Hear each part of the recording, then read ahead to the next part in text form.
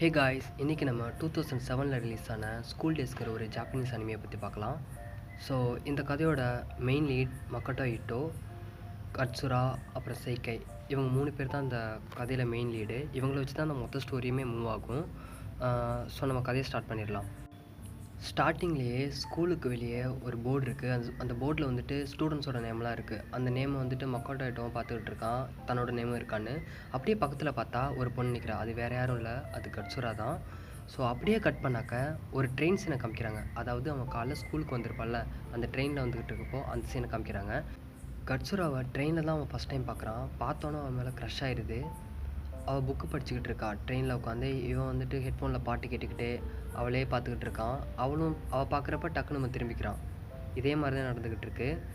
So இவன் என்ன பண்ணிட்டான், சரி இவள் வந்து நம்ம ஸ்கூலாக இருக்கிறதுக்கு வாய்ப்பு இருக்குது, இருந்தாலும் நம்ம ஒரு ஃபோனில் ஒரு ஃபோட்டோ ஒன்று எடுத்துக்கோன்ட்டு அவன் ஃபோனை எடுத்து அவளுக்கு தெரியாமல் ஒரு ஃபோட்டோ எடுத்துறான். அந்த ஃபோட்டோவை எடுத்தது மட்டும் இல்லாமல் அவன் ஃபோனில் அதை வால்பேப்பராகவும் வச்சுக்கிறான். அதுக்கு அடுத்த சீனை கிளாஸ் ரூமை காட்டுறாங்க. கிளாஸ் ரூமில் உட்காந்து இவன் வந்து ஃபோனில் உள்ள அந்த வால்பேப்பரே பார்த்துட்டு இருக்கான், கட்சுராவோட வால்பேப்பரே. திடீர்னு சைக்கை பக்கத்தில் வந்து, டே ஃபோனில் என்னடா பண்ணிக்கிட்டு இருக்குன்னு கேட்கும்போது இவன் ஷாக் ஆகிடுறான். நீ என்ன இங்கே வந்து பக்கத்தில் வந்து உட்காந்துருக்க? ஆமாம், அந்த போர்டை பாரு, நம்ம 2 பேரும் ஒரே இடத்துல தான் உட்காரணும், போர்டில் அது மாதிரி தான் போட்டிருக்கு அப்படின்னு சொன்னோன்னே, ஓ அப்படியா, சரி உட்காருன்னு சொல்லிட்டு 2 பேர் பேசிக்கிட்டு இருக்காங்க. பேசிக்கிட்டே இருக்கும்போது சைக்கை கேட்குறா, அந்த ஃபோனில் உள்ள பொண்ணு பேர் கட்சுரா தானே, அவள் இங்கே பக்கத்து கிளாஸில் தான் இருக்கா, அவங்களுக்கு தெரியுமா? ஓ அது அப்படியா, பக்கத்து கிளாஸா? அதெல்லாம் எனக்கு தெரியாது, நீ சொல்லி தான் எனக்கே தெரியும் அப்படிங்கிறான். சரி, அவளை உனக்கு எப்படி தெரியும்? நீ எப்படி அவளை ஃபோட்டோ எடுத்த? இல்லை, நான் மார்னிங் ட்ரெயினில் வரும்போது தான் அவளை பார்த்தேன், பார்க்குறதுக்கு அழகாக இருந்தா, அதனால் ஃபோனில் ஃபோட்டோ எடுத்து வச்சுக்கோன்னு வச்சுக்கிட்டேன். ஸோ அதை நீ வால்பேப்பராக வச்சுருக்கல அப்படின்னு சொல்லிட்டு அவள் சிரிக்கிறா. திடீர்னு கிளாஸ் சார் வந்து இவங்க ரொம்ப லவுடாக பேசிக்கிட்டு இருக்கிறதுனால வந்துட்டு சத்தம் போடாதீங்கன்னு சொல்கிறாங்க. உடனே இவங்க என்ன பண்ணுறாங்க, நோட்டில் வந்துட்டு எழுதி பேசிக்கிறாங்க. நோட்டில் எழுதி பேசிக்கிட்டு இருக்கும்போது அவள் கேட்குறா, நீ எப்படி ஒரு ஃபோட்டோ எடுத்த? இல்லை, நான் தெரியாமல் தான் எடுத்துட்டேன், அது ஒரு ஆக்சிடெண்ட்டாக நடந்துடுச்சு, நீ இதை பற்றி யார்கிட்டையும் வெளில சொல்லிடாத, அதெல்லாம் நம்ப முடியாது, நீ வேணும்னு தான் எடுத்திருக்க ஃபோட்டோ, அது எப்படி வால்பேப்பராக வச்சுருக்க, உனக்கு எப்படி தெரியாமலே இருக்குமா அப்படின்னு கேட்டுக்கிட்டு இருக்கா. சரி ஏதோ ஒன்று, பரவாயில்ல, அவளை எனக்கு பிடிச்சிருந்துச்சி அதனால் ஃபோட்டோ எடுத்தேன் அப்படின்னு சொல்லிட்டு எப்படியோ மழுப்பி ஒத்துக்கிட்டுறான். அடுத்த சீனில் டைஸுக்குன்னு ஒரு கேரக்டர் கட்டுறாங்க. கிளாஸுக்கு வெளியே நின்றுட்டுருக்க இட்டோவை பார்த்து, கிளாஸை கட் அடிச்சிட்டான்னு கேட்குறான். இல்லை, எனக்கு ஆல்ரெடி கிளாஸ் எல்லாம் முடிஞ்சிச்சு, சும்மா தான் இங்கே நின்றுக்கிட்டு இருக்கேன்னு அவன் சொல்கிறான்.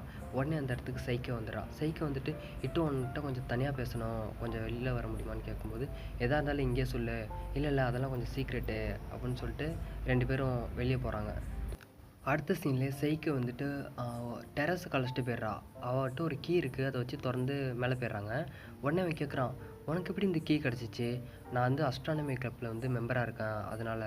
சரி ஓகே, எதுக்கு மேலே வர சொன்னேன், என்ன ரீசன்னு சொல்லு, ஏன் அவ்வளோ அவசரப்படுற, நான் பொறுமையாக சொல்கிறேன் கேளு அப்படின்னு சொல்லிட்டு பேசிக்கிட்டு இருக்காங்க. உடனே அவள் ஃபோனில் இருந்துட்டு ஒரு ஃபோட்டோ எடுத்து காமிக்கிறாள். அந்த ஃபோட்டோவில் என்ன இருக்குனாக்கா, கட்சுராவும் சைக்கையும் செல்ஃபி எடுத்த ஃபோட்டோ தான். உடனே அவன் ஷாக் ஆயிடறான். நீங்கள் 2 பேரும் எப்படி ஃபோட்டோ எடுத்தீங்க? அதுக்கு உடனே சைக்கை, இல்லை அவளோட கிளாஸில் வந்து அவங்க ஃப்ரெண்ட்ஸ் யாருமே அவ்வளோ பழக்கம் கிடையாது, யாருமே அவள்கிட்ட பேச மாட்டாங்க, அவள் ரொம்ப லோன்லியாக ஃபீல் பண்ணிட்டுருந்தா, சரின்னு சொல்லி நான் அதனால தான் அவள்கிட்ட போய் அவளுக்கு நான் மெயில் பண்ணேன் என்னோடய நம்பர்லாம். ஸோ இன்றைக்கி நான் அவளுக்கு கால் பண்ணலான்ட்டு இருக்கேன் நைட்டு, எதாக இருந்தாலும் பேசிவிட்டு உனக்கு நான் இன்ஃபார்ம் பண்ணுறேன் என்ன விஷயம்னு. சரி ஓகே, எது வேணாலும் பண்ணு, ஆனால் இந்த விஷயத்தை வந்து வேறு யார்கிட்டையுமே சொல்லாத அப்படின்னு சொல்லி பேசிக்கிட்டு இருக்காங்க. அடுத்த சீனில் செட்சுனான்னு ஒரு கேரக்டர் கட்டுறாங்க.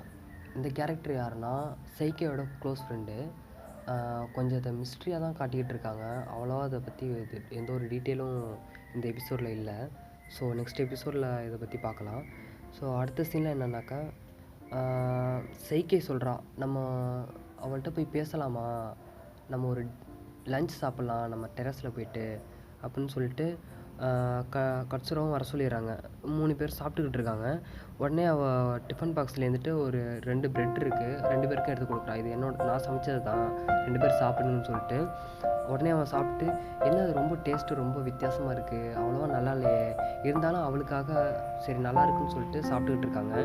அப்படியே வாயில் எடுத்து போட்டு மொக்குறான். ஆனாலும் வந்துட்டு அவனால் முழுங்க கூட முடியல. உடனே அவன் கையில் ஒரு காஃபி, பக்கத்தில் ஒரு ஃப்ளாஸ்கில் காஃபி மாதிரி ஒன்று இருக்குது, அதை எடுத்து கொடுக்குறான். அதையும் சாப்பிட்டுட்டு எப்படியோ அவங்களால முடிஞ்ச அளவுக்கு சாப்பிட்டு முடிச்சிட்டாங்க எப்படியோ. உடனே சைக்கை வந்துட்டு, நீங்கள் 2 பேரும் பேசிகிட்டு இருக்கேன், நான் ரெஸ்ட் ரூம் போயிட்டு வரேன்ட்டு அவள் போயிடுறா. ஆக்சுவலாக இது எல்லாமே வந்துட்டு சைக்கோட பிளான் தான், அவங்க 2 பேரும் கமிட்டட் ஆகணும் அப்படிங்கிறதுனால. பேசிக்கிட்டே இருக்கும்போது கட்சுரா சொல்கிறா, எனக்கு வந்து சைலண்ட்டாக இருக்க தான் பிடிக்கும், லோன்லியாக அப்படின்னு சொல்லிட்டு இருக்கும்போது, நானும் சைலண்ட் பாய் தான், நானும் அவ்வளோ பேச மாட்டேன், ஏதோ நீங்கள் பக்கத்தில் உட்காந்துருக்கிறதுனால நான் பேசிக்கிட்டு இருக்கேன், மற்றபடி நான் ரொம்ப சைலண்ட்டானவன் தான் அப்படின்னு சொல்லி கட்சுராட்ட பேசிக்கிட்டு இருக்கான். ஸோ நெக்ஸ்ட் சீனில் நைட் ஆயிடுது. இட்டோ வந்துட்டு சைக்கிட்ட பேசிகிட்டு இருக்கான். அவள்கிட்ட ஆக்சுவலாக தேங்க்ஸ் சொல்கிறான். நீ தான் அதுக்கெல்லாம் ஏற்பாடு பண்ணது, ரொம்ப தேங்க்ஸ். இதில் என்ன இருக்குது, நம்ம ஃப்ரெண்ட்ஸ் தானே, நான் இதை பற்றி அவ்வளோ ஒன்றும் பெருசாக நினைக்கல அப்படின்னு சொல்லி 2 பேர் பேசிக்கிட்டு இருக்காங்க. பேசிகிட்டே இருக்கும்போது உனக்கு குட் லக், நீ வந்து அவள் எப்படியா இருந்தாலும் அவளை நீ வந்துட்டு லவ் பண்ணிடலாம், கவலைப்படாத, நான் உங்களை சேர்த்து வைக்கிறேன் அப்படின்னு சொல்லிட்டு இருக்கான். அடுத்த சீனில் ரயில்வே ஸ்டேஷனை காட்டுறாங்க. ரயில்வே ஸ்டேஷனில் அங்கே இட்டோ வந்துட்டு ஆல்மோஸ்ட் அவள்கிட்ட ப்ரப்போஸ் பண்ணிட்டான். அவளுக்கு அது தெரிஞ்சிடுச்சு, அவன் வந்து நம்ம மேலே க்ரஷ்ஷாக இருக்கான் அப்படின்னு சொல்லிட்டு. ஸோ நெக்ஸ்ட் டே என்ன பண்ணுறான்னா, சைக்கே கூட கிரவுண்டில் வந்துட்டு பேசிகிட்டு இருக்கான். இன்றைக்கி வந்து ஆல்மோஸ்ட் இட்டோ வந்து என்கிட்ட வந்து ப்ரப்போஸ் பண்ணிட்டான், அவன் வந்து என் மேலே இன்ட்ரெஸ்ட்டாக இருக்கான், எனக்கும் வந்து அவனை பிடிச்சிருக்கு. ஏன்னா அவனை வந்து நானும் வந்துட்டு அவனை ட்ரெயினில் வரும்போது பார்ப்பேன், அவன் வந்து என்னையே தான் பார்த்துக்கிட்டு இருப்பான், நானும் புக் படிக்கிற மாதிரி நடிச்சிக்கிட்டு இருப்பேன், அவன் ஹெட்ஃபோன் போட்டுக்கிட்டே என்னை பார்த்துக்கிட்டு இருப்பான், ஆனால் அது அவனுக்கு தெரியாது, ஆனால் நான் அவனை டெய்லியும் அவனை நோட் பண்ணிக்கிட்டே இருப்பேன், நான் அவனுக்கு ஓகே சொல்ல போகிறேன் அப்படிங்கிற மாதிரி கட்சுரா வந்து சைகை கிட்டே பேசிக்கிட்டு இருப்பா.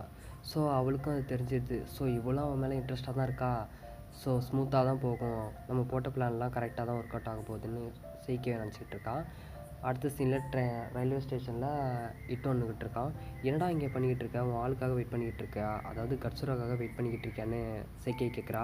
இல்லை நான் சும்மா தான் நின்றுக்கிட்டு இருக்கேன், அவள்லாம் இங்கே என்ன வரல அப்படின்னு இட்டோ சொல்கிறான். பேசிக்கிட்டே இருக்கும்போது இட்டோ கேட்குறான், சைக்கை நீ ஏன் எனக்காக இவ்வளவு பண்ணுற, இது மாதிரி யாருமே இந்த அளவுக்கு பண்ண மாட்டாங்களே அப்படின்னு சொல்லி. இல்லை எனக்கு மற்றவங்களோட லவ்வை பார்க்குறது எனக்கு பிடிக்கும், இது என்ன புதுசாக இருக்குது, எல்லாருமே அவங்க லவ் பண்ணுறது தானே பிடிக்கும், இல்லையே டிவி மூவிஸில் கூட தான் ஒரு கேரக்டர் இன்னொரு கேரக்டர் லவ் பண்ணுது, அது யாருன்னு நமக்கு தெரியாது, இருந்தாலும் அது நமக்கு பிடிக்கிறது இல்லையா, ஸோ அது மாதிரி தான், இது ஒரு ஃபன்னுக்காக தான் நான் பண்ணுறேன், ஆனால் இதுக்காக நீ எனக்கு எதுவுமே பண்ண வேண்டாம் அப்படின்னு அவன் சொல்கிறான். இல்லை கண்டிப்பாக உனக்கு நான் எதுனாலும் செய்வேன், நீ என்ன சொன்னாலும் செய்வேன் அப்படின்னு சொல்லிட்டு இருக்கும்போது, சரி ஓகே உன்ட்டு நான் என்ன கேட்குறது அப்படின்னு சொல்லிட்டு கிட்ட நெருங்கி வரா. அந்த டைமில் ட்ரெயின் வேறு கிட்ட நெருங்கி வந்துக்கிட்டு இருக்கு.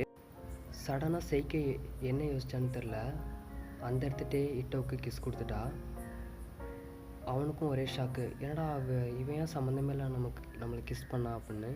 ஆனால் அவள் எதுவும் யோசிக்காமல் ஆல் தி பெஸ்ட்னு சொல்லிட்டு ட்ரெயினில் ஏறிட்டு போகிறான். போயிட்டே இருக்கும்போது லைட்டாக அவளுக்கு கண் கலங்குது, ஆனால் அது என்ன ரீசன்னு தெரில. ஸோ அவ்வளோதான் காய்ஸ் இந்த எபிசோட். ஸோ நம்ம நெக்ஸ்ட் எபிசோடில் பார்க்கலாம் காய்ஸ். இந்த வீடியோ எப்படி இருக்குன்னு மறக்காமல் லைக் பண்ணுங்கள், கமெண்ட் பண்ணுங்கள், ஷேர் பண்ணுங்கள். ஐ திங்க் இந்த வீடியோ கொஞ்சம் போராக தான் இருக்குன்னு நினைக்கிறேன். நான் அடுத்தடுத்த வீடியோக்களில் வந்து என்னோடய எடிட்டிங் ஸ்கில்ஸை நான் இம்ப்ரூவ் பண்ணிக்கிறேன். ஸோ இது என்னோடய ஃபஸ்ட்டு வீடியோ ஆக்சுவலாக. உங்களோட கமெண்ட்ஸை கமெண்ட் பாக்ஸில் தெரிவிக்கவும். So thank you.